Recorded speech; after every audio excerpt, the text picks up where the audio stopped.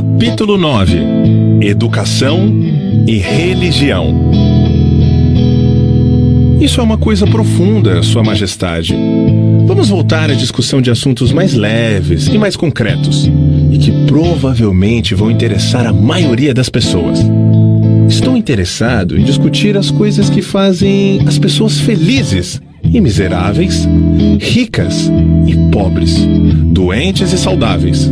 Em resumo, estou interessado em tudo que pode ser usado por seres humanos, de tal forma que a vida possa pagar dividendos satisfatórios, como retorno para o esforço que se coloca nesse negócio que se chama viver. Muito bem. Vamos ser definitivos. Você pegou a minha ideia. Sua Majestade tem uma tendência a divagar em detalhes abstratos que a maior parte das pessoas não consegue nem entender, nem usar na solução dos seus problemas. Poderia isso, de alguma maneira, ser um plano definido seu para responder às minhas questões, utilizando-se de respostas indefinidas? Se esse é o seu plano, é um truque astuto, mas não funcionará. Vá em frente agora e me fale mais alguma coisa sobre as misérias e os fracassos dos seres humanos, que, por sua vez, crescem diretamente ligados à indefinição. Por que não me permitir lhe contar mais sobre os prazeres e sucessos das pessoas que entendem e aplicam o princípio da definição? Observo que algumas vezes pessoas com planos e objetivos definidos conseguem o que querem na vida, para somente depois descobrir que aquilo que elas conseguiram não é exatamente o que queriam. O que é, então? Geralmente, nos livramos de qualquer coisa que não queremos pela aplicação do mesmo princípio de definição das coisas das quais adquirimos. Uma vida que é vivida com absoluta paz de espírito, contentamento e felicidade, sempre se livra de tudo aquilo que não quer. Qualquer um que se submete a coisas que não quer por um longo período, este sim é um alienado. E o que você tem a dizer sobre pessoas casadas que deixam de querer estar um com o outro? Eles devem se separar?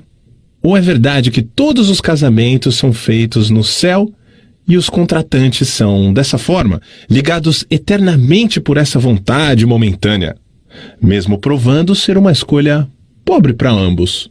Primeiro, deixe-me corrigir esse velho ditado de que todos os casamentos são feitos no céu. Eu conheço alguns que são feitos do meu lado da cerca. Mentes que não se harmonizam jamais deveriam ser forçadas a permanecer juntas no casamento ou em qualquer tipo de relacionamento. O atrito e todas as formas de discórdia entre as mentes levam inevitavelmente para o hábito da alienação e, consequentemente, para a indefinição. As pessoas não são algumas vezes ligadas umas às outras por uma relação de dever, o que acaba sendo impraticável para eles tirarem da vida o que eles mais querem. Dever é uma das palavras mais abusadas e mal entendidas da existência. O primeiro dever de cada ser humano é consigo mesmo. Cada pessoa deve a si mesma o dever de encontrar como viver uma vida plena e feliz. Além disso, se a pessoa possui tempo e energia extras e que não são necessárias para preencher os seus próprios desejos, ela deve assumir a responsabilidade de ajudar outros. Isso não é uma atitude egoísta. E egoísmo não é uma das principais causas do fracasso em se achar a felicidade? Mantenho exatamente a mesma frase que lhe disse antes, de que não existe maior dever do que aquele que devemos a nós mesmos. Uma criança não deve algo, no sentido de dever, aos seus pais que lhe deram a vida e o sustento durante os seus períodos de necessidade? De forma alguma. É exatamente o oposto. Os pais devem às suas crianças tudo o que eles podem dar a elas na forma de conhecimento. Além desse ponto, os pais normalmente mimam em vez de ajudar as suas crianças. Tudo isso por um falso senso de dever que os faz satisfazer as suas crianças em vez de forçá-las a procurar e ganhar o conhecimento. Entendo o que você quer dizer. A sua teoria é de que o excesso de ajuda para os jovens os encoraja a se alienarem e se tornarem indefinidos em todas as coisas. Você, Majestade, acredita que a necessidade é um professor de grande sagacidade, que a derrota carrega consigo uma virtude equivalente e que presentes que não são merecidos, sejam de que naturezas forem, podem tornar-se uma maldição em vez de uma bênção. Isso está correto? Você conseguiu colocar a minha filosofia de forma perfeita. A minha crença não é teoria, é um fato. Então, você não advoga a oração como um meio de alcançar fins desejáveis?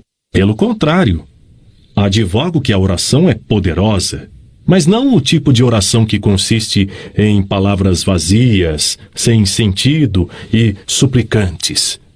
O tipo de oração contra a qual não tenho nenhuma força é a oração com um propósito definido.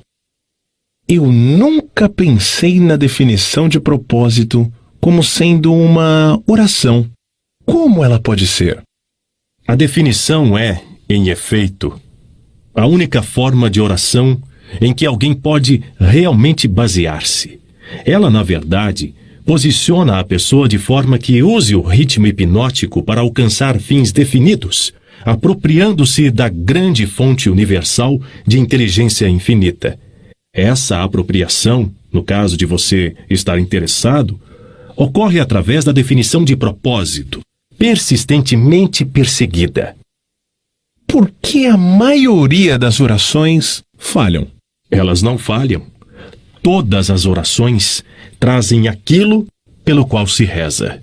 Mas, se você disse que a definição de propósito é o único tipo de oração em que alguém pode se basear, agora você diz que todas as orações trazem resultado.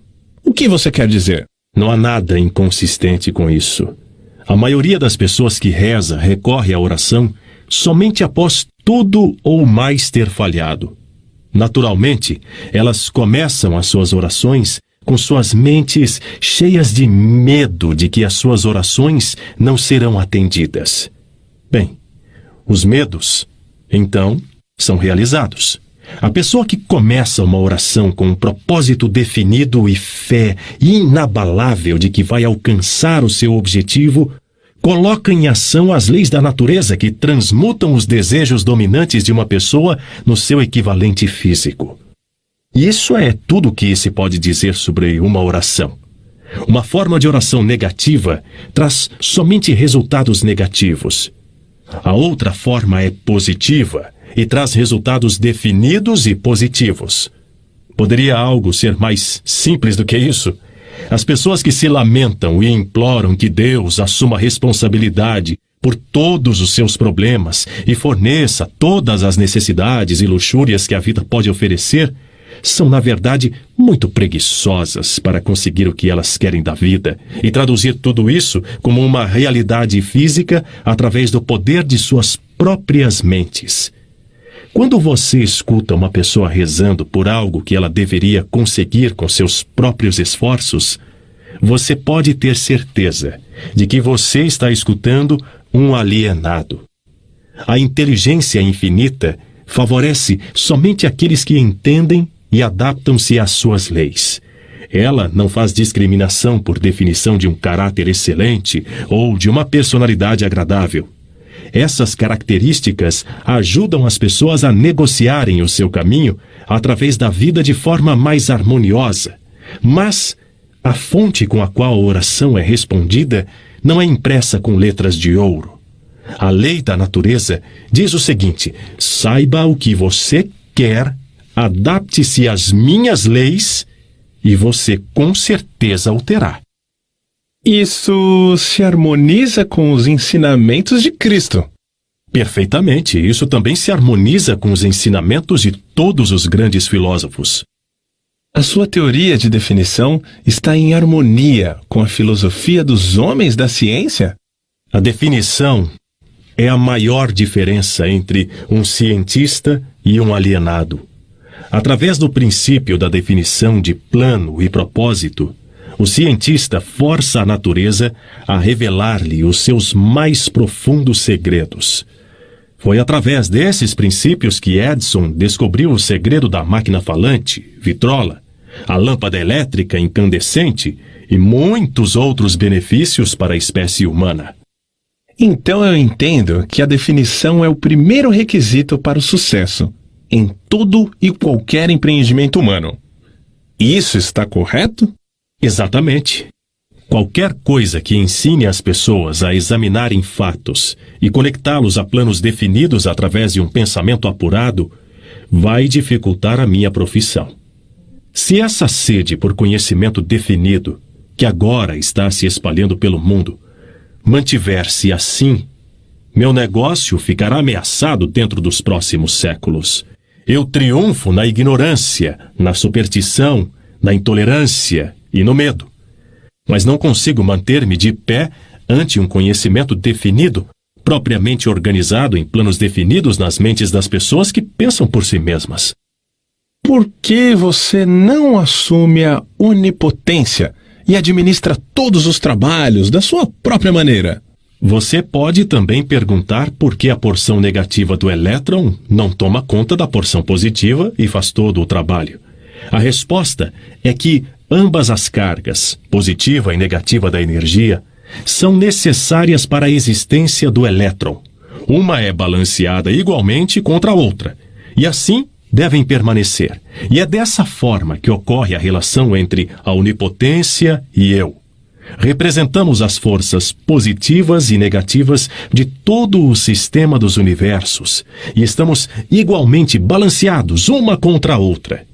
Se essa força de equilíbrio fosse modificada, mesmo que num ínfimo grau, todo o sistema dos universos se tornaria rapidamente reduzido a uma massa de matéria inerte. Agora você sabe por que eu não posso tomar conta de todo o show e simplesmente fazer tudo do meu jeito. Se o que você diz é verdade, você tem exatamente o mesmo poder que a onipotência possui. Isso é verdadeiro? Isso está correto. A minha oposição, a quem você chama onipotência, se expressa através das forças que você chama de boas, as forças positivas da natureza. Eu me expresso através de forças que você chama de más, as forças negativas da natureza. Tanto o bem quanto o mal são forças que devem coexistir na natureza. Uma é tão importante quanto a outra. Então a doutrina da predestinação é verdadeira. As pessoas nascem para o sucesso ou para o fracasso, para a miséria ou para a felicidade, para serem boas ou más, e elas nada têm a ver com isso, e muito menos podem modificar as suas naturezas. É isso que você está afirmando? Enfaticamente não. Cada ser humano possui uma ampla gama de escolhas, tanto para os seus pensamentos quanto para as suas ações.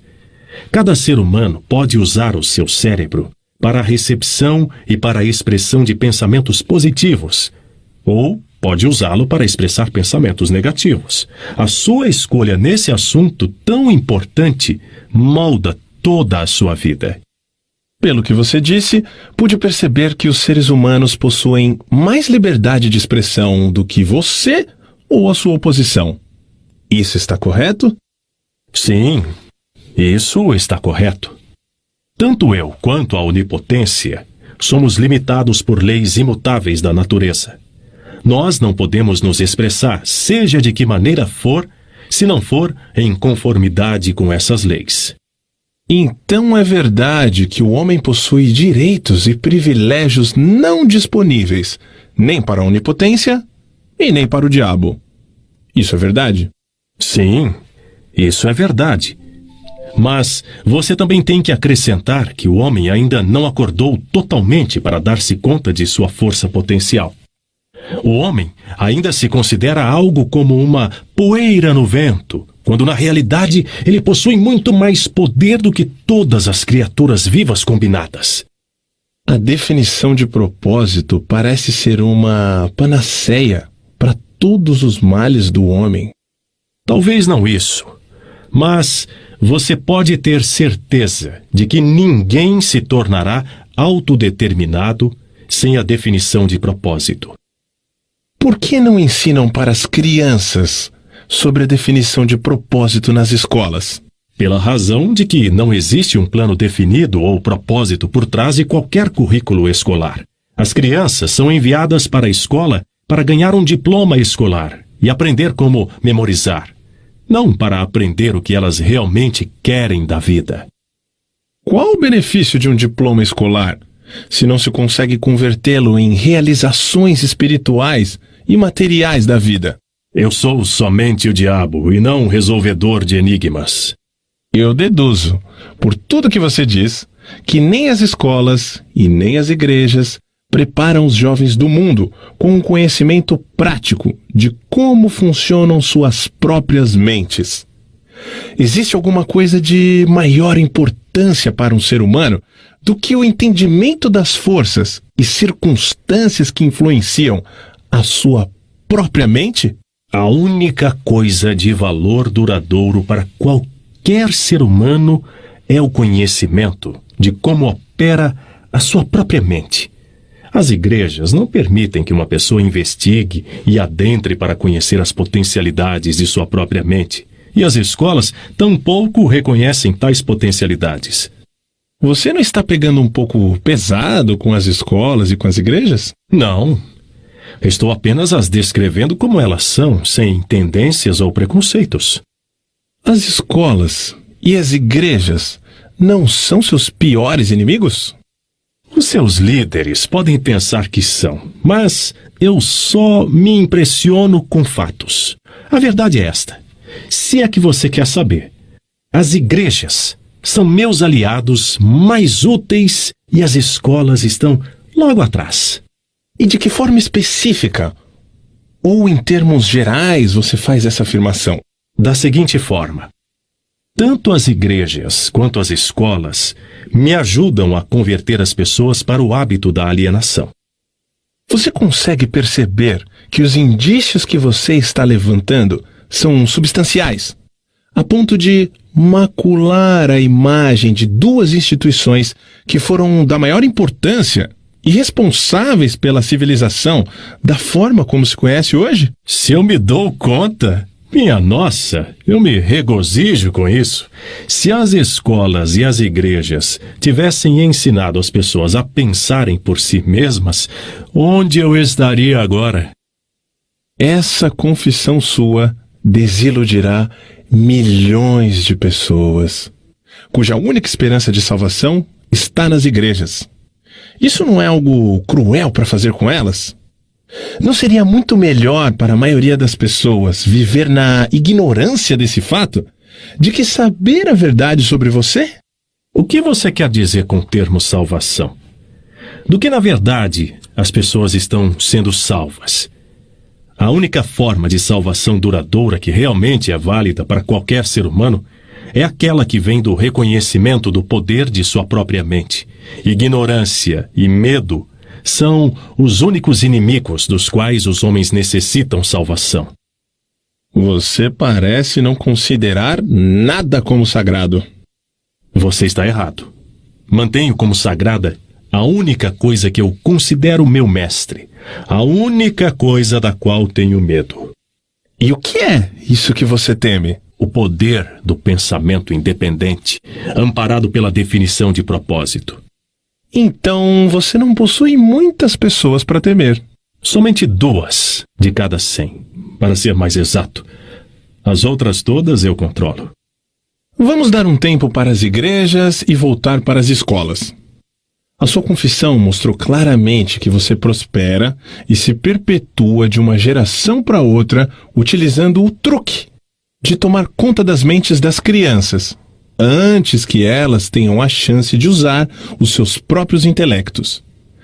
Desejo saber o que está errado com o sistema escolar, que permite que o diabo controle tantas pessoas. Desejo saber também o que pode ser feito para estabelecer um sistema de ensino que garantirá a oportunidade de aprendizado para todas as crianças. Primeiro, de que elas possuem mentes. Segundo, de que forma elas podem usar as suas mentes para trazer liberdade espiritual e econômica para suas vidas. Estou colocando essa questão de forma suficientemente definida. Considero que você tem salientado a importância da definição de propósito. Estou aqui para alertá-lo de que a sua resposta para a minha questão deve ser definida. Espere um momento, enquanto eu respiro. Você me deu uma ordem e tanto. E parece estranho que você tenha vindo para o diabo para aprender como viver. Eu penso que você deveria visitar a minha oposição. Por que você não vai? Sua Majestade, quem está sendo inquirido aqui é você, não eu. Quero a verdade e não estou preocupado pela fonte através da qual vou tê-la. Existe algo radicalmente errado com o sistema de educação. Sistema tal que tem nos fornecido um balancete de vida que nos mostra que estamos vulneravelmente no vermelho, sempre na esperança de entrar para o caminho da autodeterminação, tal como se fôssemos animais perdidos numa selva. Quero saber duas coisas sobre esse sistema.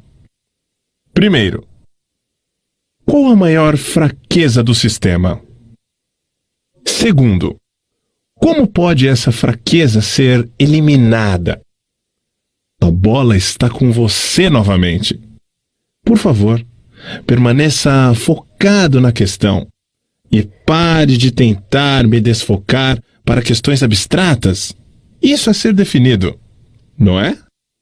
Você não me deixa nenhuma chance a não ser partir para uma resposta direta. Para começar, o sistema de ensino parte de um ângulo educacional errado. O sistema escolar esforça-se para ensinar as crianças a memorizar fatos, em vez de ensiná-los como usar as suas próprias mentes. É somente isso que está errado com o sistema? Não, esse é apenas o começo. Outra grande fraqueza do sistema escolar é que ele não estabelece na mente das crianças nem a importância da definição de propósito e nem tenta ensinar aos jovens como serem definidos sobre qualquer coisa. O maior objetivo de toda a escola é forçar os estudantes a abarrotar as suas memórias com fatos, em vez de ensiná-los como organizar e fazer um uso prático desses fatos. Esse sistema de acumulação da memória faz com que a atenção dos estudantes seja centrada apenas em ganhar créditos e boas notas, mas deixa de lado a questão mais importante, que seria a do uso desse conhecimento nos assuntos práticos da vida. Esse sistema gradua estudantes e forma diplomados, cujas mentes estão vazias de autodeterminação. O sistema escolar partiu já de um mau começo. As escolas começaram a sua história como instituições de aprendizado de alto nível, tendo sido criadas inteiramente para aqueles poucos afortunados cujas famílias os destinavam para a educação. Assim, todo o sistema escolar foi desenvolvido começando pelo topo até chegar à parte de baixo da sociedade. Não é de se estranhar que esse sistema negligencie a ensinar às crianças a importância da definição de propósito, quando o próprio sistema literalmente desenvolveu-se através da indefinição. O que corrigiria essa fraqueza do sistema escolar? Vamos combinar que não vamos reclamar da fraqueza do sistema, ao menos que estejamos preparados para oferecer um remédio prático, com o qual todo o sistema pode ser corrigido. Em outras palavras, enquanto estamos discutindo a importância da definição de um plano e de um propósito, vamos nós mesmos tomar nosso remédio e sermos definidos. Por que não esquece as escolas e as igrejas e evita uma série de incomodações para você mesmo? Não sabe que está colocando o seu nariz em assuntos que envolvem as duas forças que controlam o mundo? Vamos supor que você mostre ao mundo que as escolas e as igrejas são fracas e inadequadas para as necessidades dos seres humanos. O que vai acontecer? Com o que vai substituir essas duas instituições? Pare de tentar escapar das minhas questões com esse velho truque de fazer outra pergunta. Não tenho intenção de substituir as escolas e as igrejas, mas tenho a intenção de encontrar, se puder, um meio de fazer com que essas forças organizadas possam ser modificadas de tal forma que elas sirvam às pessoas, em vez de as manter nas trevas da ignorância. Vá em frente e agora me dê um catálogo detalhado de todas as mudanças que poderiam ser feitas no sistema escolar e que, por sua vez, o aperfeiçoariam. Então, você quer todo o catálogo, é isso? Quer as mudanças sugeridas na ordem de sua importância. Descreva as mudanças necessárias, na ordem em que elas vêm para você. Você está me forçando a cometer um ato de traição contra mim mesmo, mas aqui está. Reverta o presente sistema dando às crianças o privilégio de liderar nos seus trabalhos escolares, em vez de seguir regras ortodoxas estabelecidas somente para compartilhar o conhecimento abstrato. Deixe os instrutores servirem como estudantes e deixe os estudantes servirem como instrutores. Tanto quanto possível, organize todos os trabalhos das escolas em métodos definidos através dos quais os estudantes possam aprender fazendo e direcione o trabalho da classe de tal forma que todo estudante esteja engajado em alguma forma de trabalho prático, conectado com os problemas diários da vida. As ideias são o começo de todas as realizações humanas. Ensine todos os estudantes como reconhecer ideias práticas, que podem ser de grande benefício para ajudá-los a adquirir o que quer que seja que a vida exija deles. Ensine aos estudantes como fazer uma administração efetiva do tempo e, sobretudo, ensine a verdade de que o tempo é o ativo mais valioso disponível para todos os seres humanos e também o mais barato. Ensine ao estudante os motivos básicos pelos quais todas as pessoas são influenciadas e mostre a eles como usar esses motivos para adquirir as necessidades e os luxos da vida. Ensine às crianças o que comer, o quanto comer e qual a relação existente entre uma boa alimentação e um corpo saudável.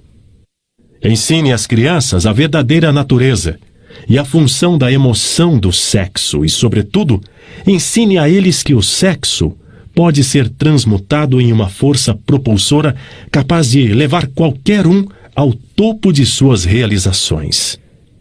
Ensine às crianças a importância de serem definitivas em todas as coisas, começando com a escolha de um grande propósito definido para a vida. Ensine às crianças o princípio do hábito e de que este pode ser bom ou mau, usando as experiências do dia a dia como exemplo para elas. Ensine às crianças como hábitos tornam-se permanentes através do ritmo hipnótico e as influencia a adotar, enquanto ainda estão no início dos anos escolares, hábitos que as levarão a ter pensamentos independentes. Ensine às crianças a diferença entre derrota temporária e fracasso. E ensine a elas como procurar pela semente de uma vantagem equivalente que toda derrota traz consigo. Ensine às crianças a importância de expressarem seus próprios pensamentos sem medo e ensine-as a aceitar ou rejeitar, por sua própria vontade, todas as ideias dos outros, reservando para si mesmas, sempre, o privilégio de as submeterem ao seu próprio julgamento. Ensine as crianças a tomarem decisões prontamente e a mudá-las, mesmo que sejam todas, vagarosamente e com relutância, e nunca sem uma razão definida. Ensine às crianças que o cérebro humano é o instrumento com o qual se recebe da grande fonte central da natureza a energia que é especializada em pensamentos definidos, de que o cérebro não pensa, mas serve como um instrumento para a interpretação dos estímulos que causam o pensamento. Ensine às crianças o valor da harmonia em suas próprias mentes e que isso é possível somente através do autocontrole. Ensine às crianças a natureza e o valor de ter autocontrole. Ensine às crianças que existe uma lei de retornos crescentes que pode e deve ser colocada em operação como um hábito, mostrando que se deve sempre prestar mais e melhores serviços do que é esperado delas. Ensine às crianças a verdadeira natureza da regra de ouro e, sobretudo, mostre a elas que, através da operação desse princípio, tudo o que elas fazem para e por outros, elas acabam fazendo para si mesmas. Ensine às crianças a não terem opiniões, a não ser que sejam formadas por fatos ou crenças que possam ser razoavelmente aceitas como verdadeiros fatos. Ensine às crianças que cigarros, bebidas, drogas e o sexo em demasia destroem a força de vontade e acabam levando ao hábito da alienação. Não proíba esses males, apenas explique para elas. Ensine às crianças sobre o perigo de acreditar em qualquer coisa meramente porque seus pais, os seus instrutores religiosos ou qualquer outra pessoa tenha dito para fazê-lo. Ensine as crianças a encararem fatos, sejam eles agradáveis ou desagradáveis, sem recorrer a subterfúgios ou sem oferecer-lhes álibis. Ensine as crianças a encorajarem o uso do seu sexto sentido, através do qual as ideias apresentam-se em suas mentes de fontes desconhecidas e a examinar tais ideias cuidadosamente. Ensine às crianças a importância da lei da compensação, tal como foi interpretada por Ralph Waldo Emerson, e mostre a elas como essa lei trabalha nos eventos do dia a dia, mesmo nos menores. Ensine às crianças que a definição de propósito, amparada por planos definidos persistentemente e continuamente aplicados, é a forma mais eficaz de oração disponível para os seres humanos. Ensine às crianças que o espaço que elas ocupam no mundo é medido pela qualidade e pela quantidade de serviço útil que elas prestam para o mundo. Ensine às crianças que não existe nenhum problema que não tenha uma solução apropriada e que a solução, na maior parte das vezes, pode ser encontrada nas circunstâncias que criaram o problema. Ensine às crianças que as suas únicas limitações reais são aquelas impostas por si mesmas ou que elas permitem que outros estabeleçam em suas próprias mentes. Ensine a elas que tudo que um homem pode conceber e acreditar, ele pode alcançar. Ensine às crianças que todas as escolas e todos os livros e textos são elementos essenciais que podem ser úteis no desenvolvimento de suas mentes, mas que a única escola de real valor é a grande universidade da vida, onde se tem o privilégio de aprender pela experiência. Ensine as crianças a serem verdadeiras consigo mesmas em todos os momentos e, considerando-se que elas não podem satisfazer a todos, elas devem ter sempre em mente que precisam satisfazer-se a si mesmas. Essa é uma lista imponente, mas me parece óbvio pelo fato de que ela ignora praticamente todas as matérias que agora são ensinadas nas escolas. Era essa a intenção? Sim, você me pediu uma lista de mudanças sugeridas no currículo escolar, as quais beneficiariam as crianças. Foi isso que eu lhe dei. Algumas das mudanças que você sugere são tão radicais que chocariam a maioria dos educadores de hoje, você não acha? A maioria dos educadores de hoje necessita desse choque. Um bom choque normalmente ajuda o cérebro que se atrofiou pelo hábito. As mudanças que você sugere para as escolas dariam imunidade às crianças contra o hábito da alienação? Sim, esse seria um dos resultados que as mudanças trariam, mas existem outros também. Como essas mudanças sugeridas poderiam ser aplicadas no atual sistema escolar? Você sabe, é claro, que é tão difícil programar uma nova ideia no cérebro de um professor quanto é fazer com que um líder religioso modifique a religião, de tal forma que ela possa ajudar as pessoas a angariar mais a vida. A maneira mais certa e mais rápida para forçar a aplicação dessas ideias práticas no sistema escolar é, primeiro, introduzi-las através de escolas privadas e estabelecer uma exigência para o uso nas escolas públicas, de tal forma que os administradores dessas escolas sintam-se compelidos a empregá-las. E deveriam ser feitas outras mudanças no sistema das escolas? Sim, muitas. Entre outras mudanças necessárias em todos os programas escolares, está o acréscimo de um curso completo de treinamento de psicologia de negociação entre as pessoas. Todas as crianças deveriam ser ensinadas na arte da venda e da persuasão, aprendendo meios de diminuir o atrito nas relações humanas através da vida. Toda a escola deveria ensinar os princípios de realização individual através dos quais se pode obter uma posição de independência financeira. As classes deveriam ser abolidas também. Elas deveriam ser substituídas pela mesa redonda ou pelo sistema de conferência, tais quais os homens de negócios empregam. Todos os estudantes deveriam receber instruções individuais e serem guiados em conexão com matérias que não podem ser ensinadas apropriadamente em grupos. Toda a escola deveria ter um grupo auxiliar de instrutores, consistindo de homens de negócios, cientistas, artistas, engenheiros, jornalistas. Cada qual compartilharia com todos os estudantes um conhecimento prático da sua própria profissão, negócio ou ocupação. Essa instrução deveria ser conduzida através do sistema de conferência, a fim de economizar o tempo dos instrutores. O que você sugeriu é, com efeito, um sistema auxiliar de instrução, que daria a todas as crianças que frequentam as escolas um conhecimento dos assuntos práticos da vida, direto da fonte original. Seria essa a ideia?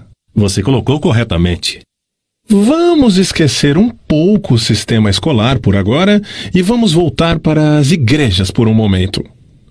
Toda a minha vida, ouvi clérigos pregando contra o pecado e advertindo pecadores a ficarem atentos e a se arrependerem, pois essa seria a única maneira de serem salvos. Mas nunca ouvi nenhum deles me dizer o que realmente é o pecado. Você me daria alguma luz nessa questão? Pecado é qualquer coisa que alguém faça ou pense e que cause infelicidade para si mesmo ou para os outros.